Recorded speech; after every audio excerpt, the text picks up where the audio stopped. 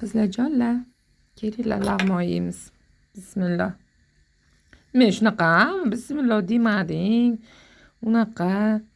Bittasi kommentariy yozibdi menga.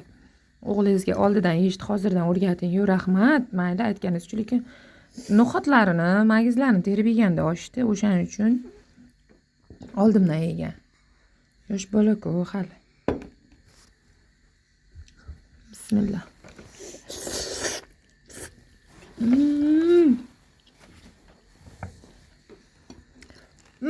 Deyishga nima majbur qilyapti? Har doim misol xo'jayinimiz, qaynonamizni oldida ovqat yesak, demaymiz-ku, video olish uchunmi bu shunchaki bu?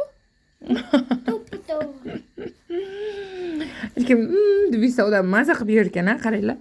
Eshitdinglar?